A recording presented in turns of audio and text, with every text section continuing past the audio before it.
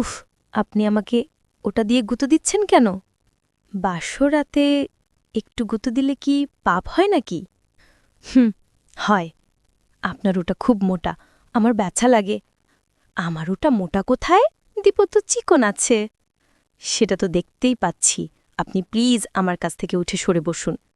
আমি সরে বসতে পারবো না। আমি আরও কাছে আসব। তাহলে কিন্তু আমি চিৎকার করব বলে দিচ্ছি আপনাকে।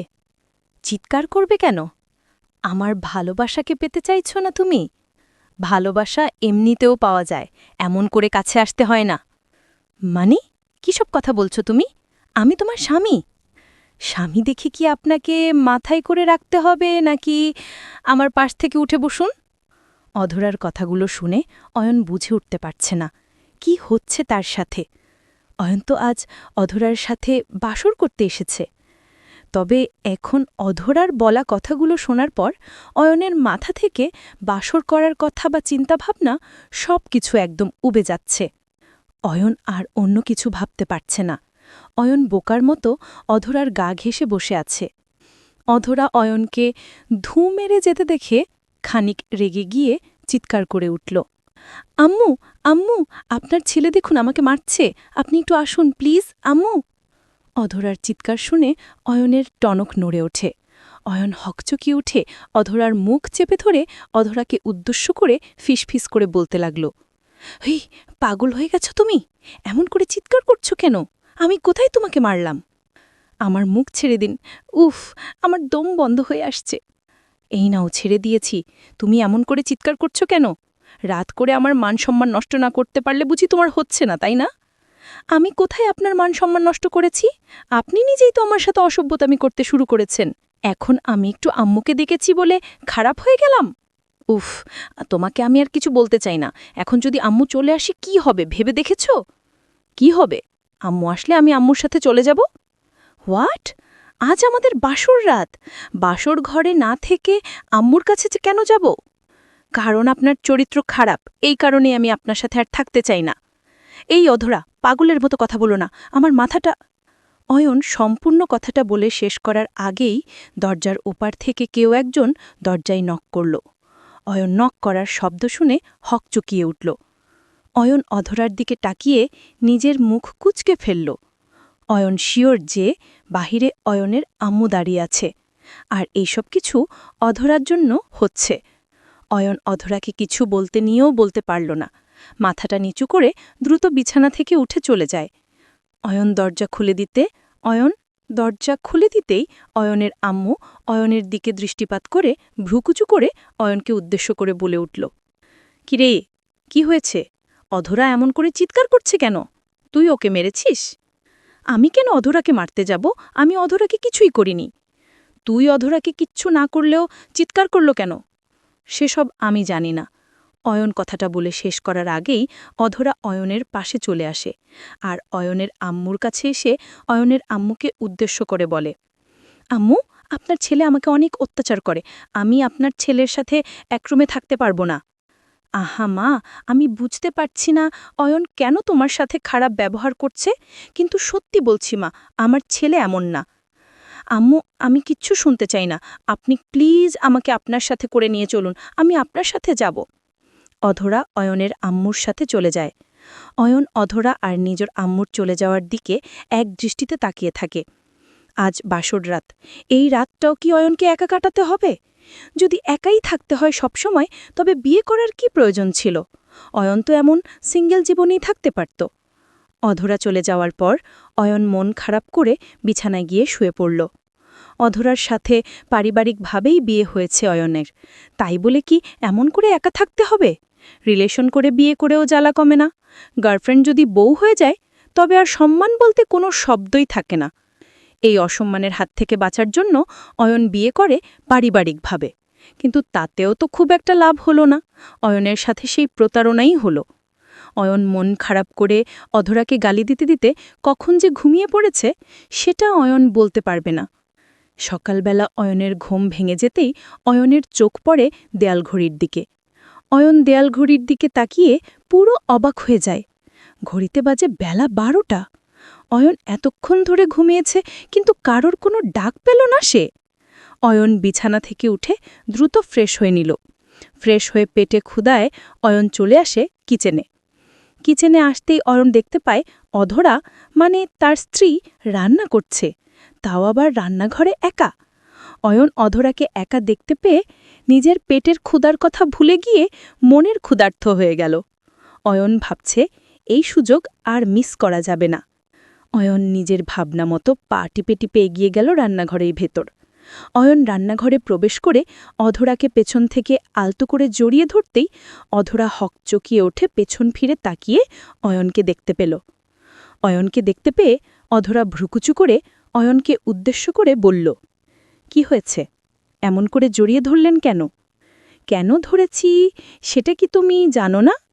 জানি না তো, কেন ধরেছেন বলুন। অধরা, তুমি কি বুঝতে পারো না আমার মনের ভেতর কি চলছে? আমি পারছি না তো আর অপেক্ষা করতে, একটু বুঝার চেষ্টা করো জান। আমি কি বুঝব? তাছাড়া আমি তো আপনার মনের ভাবনার মাঝে কোনো ভালো কিছু দেখতে পাচ্ছি না, বুঝব কি? আমার মনের মাঝে ভালো কিছু দেখতে পাচ্ছে না মানে? আমার মনের মাঝে খারাপ কি আছে? অনেক কিছু খারাপ আছে। আপনি প্রথম দিনই আমার সাথে বাজে কাজ করেছেন, আপনি ভালো ছেলে না। উফ, স্ত্রীর মাঝে বাজে কিছু হয় না, যেটা হয় সেটাকে ভালোবাসা বলে। আমাকে কি পাগল মনে হয় আপনার? আমার সাথে ফাজলামি করেন আপনি? আমি খুব ভালো করে জানি আপনি এসব খারাপ কাজ। অধরা, তুমি কিন্তু এখন আমার মাথা গরম করছো। আমি রেগে গেলে কিন্তু মহাপ্রলয় ঘটবে। আপনি রেগে গেলে কি ঘটবে না ঘটবে সেটা তো আমি জানি না, কিন্তু আমি রেগে গেলে যে এখানে আম্মু চলে আসবে সেটা আমি হলফ করে বলতে পারি। ও আচ্ছা, ঠিক আছে, আমি পেরেছি। আসলে কি হতে যাচ্ছে? আসছি আমি, আর কখনো তোমার কাছে আমি আসব না। অয়ন রেগে আগুন হয়ে গিয়ে কিচেন থেকে হনহন করে বেরিয়ে যায়। অয়ন কিচেন থেকে বেরিয়ে যেতেই অধরা মিটমিট করে হেসে ফেলল। অয়ন কিচেন থেকে নিজের রুমে এসে মন খারাপ করে বসে থাকল। খানিক সময়ে অধরা যে ইচ্ছে করে অয়নের সাথে এমনটা করেছে সেটা অয়ন বেশ ভালোই বুঝতে পেরেছে। অয়ন অধরা থেকে স্বামীর অধিকার চাইতেই অধরা অবুঝ হয়ে যায়। অধরা কেন অয়নকে কষ্ট দিচ্ছে সেটাই অয়ন বুঝতে পারছে না। বিকেলের দিকে অধরা অয়নের রুমে আসলো। অধরা অয়নের রুমে এসে অয়নকে বসে থাকতে দেখে অয়নকে উদ্দেশ্য করে মৃদু কণ্ঠে বলতে লাগল, কি হয়েছে? এমন অবেলা ঘরের কোণে বসে আছেন কেন? আমি কোথায় বসে থাকি বা না থাকি সেটা তোমাকে ভাবতে হবে না, তুমি তোমার মতো থাকো। আমি তো আমার মতোই থাকতে চাইছি, আপনি তো দিচ্ছেন না থাকতে, আমি কি করব? কেন? আমি আবার তোমার কোনো পাকা ধানে মুই দিয়েছি? এই যে আমার সাথে রাগ করে কথা বলছেন, এটা তো আমার ভালো লাগছে না। আপনি আমার সাথে ভালো করে কথা বলুন, তাহলেই তো হয়। আচ্ছা, এই ব্যাপার। অয়ন আবারও নিশ্চুপ হয়ে গেল। অধরা অয়নের চোখের দিকে দৃষ্টিপাত করল। অধরা অয়নের চোখের দিকে তাকাতেই দেখতে পেল অয়নের মন খারাপ হয়ে আছে, আর সেটা অয়নের চোখের মাঝে স্পষ্ট। অয়নের চোখে অধরার জন্য তীব্র অভিমান দেখা যাচ্ছে। অধরা আপন মনে ভাবছে, সে যেটা করছে সেটা কি ভুল? সে কি প্রয়োজনের থেকে অতিরিক্ত করে ফেলছে? অধরা বুঝতে পারছে না আসল ব্যাপার কি। অধরা ধীরে ধীরে অয়নের কাছে গিয়ে অয়নের কাছে এগিয়ে বসল। অয়নের কাঁধের ওপর নিজের হাত রেখে দিতেই অয়ন অধরার হাত নিজের কাঁধের থেকে সরিয়ে দিল। অয়নের এমন ব্যবহার দেখে অধরার আর বুঝতে বাকি থাকল না যে অয়ন খুব করে রেগে আছে। অধরা এবার আর অয়নের কাঁধে নয়, বরং অয়নের গলা জড়িয়ে ধরল। অয়নের গলা জড়িয়ে ধরে অধরা অয়নকে উদ্দেশ্য করে বায়না করে বলতে লাগল, এই যান, আমার ওপর রেগে গেলেন কেন? আমি আপনার সাথে একটু করে মজা করেছি তাই বলে এত অভিমান করবেন আমার সাথে? মজা করেছ দেখে আমি অভিমান করিনি। আমি অভিমান করেছি কারণ তুমি প্রয়োজনের থেকে অতিরিক্ত করেছ। আমার ভুল হয়েছে, আপনি আমাকে ক্ষমা করে দিন। আর কখনো আপনার সাথে অতিরিক্ত ফাজলামি করব না। না, দরকার নেই। তুমি আমার সাথে আরও বেশি করে ফাজলামি করো। আমি তো তোমার ফাজলামি পছন্দ করি। করো করো, বেশি করে করো। আহা, বললাম তো সরি। আপনি দেখেন আমার কথা শুনতেই চাইছেন না। আপনি অনেক বেশি জেদি। আমার সাথে ফাজলামি করার খুব শখ, তাই না? এই নাও, তোমার শখ আমি পূর্ণ করছি। অয়ন নিজের বলা কথাটা বলতেই অধরাকে হ্যাচকা টান দিয়ে নিজের বুকের সাথে মিশিয়ে নিল। অয়ন অধরাকে নিজের বুকের সাথে মিশিয়ে নিতেই অধরা অবাক হয়ে গিয়ে অয়নের দিকে তাকাল। অয়ন অধরাকে নিজের বুকের সাথে মিশিয়ে নিয়ে অধরাকে উদ্দেশ্য করে ফিসফিস করে বলতে লাগল, কি কেমন লাগছে এখন? আমার বুকে এসে শান্তি লাগছে?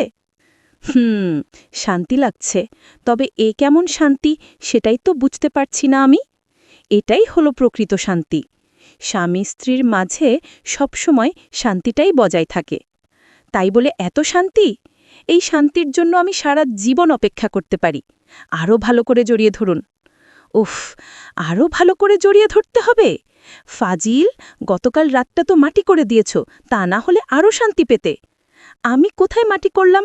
আপনি নিজেই তো আমাকে জোর করছিলেন। আমি ওসব পছন্দ করি না, আমাকে শুধু একটু জড়িয়ে ধরলেই হবে। তাই না ফাজিল? আমি শুধু জড়িয়ে ধরতে পারি না, জড়িয়ে ধরার সাথে সাথে আমার একটু অন্য কিছু লাগে। অন্য কিছু মানে? এই, আমি আপনাকে বলে দিচ্ছি আমার সাথে কিছু করার। অধরা সম্পূর্ণ কথাটা বলার আগেই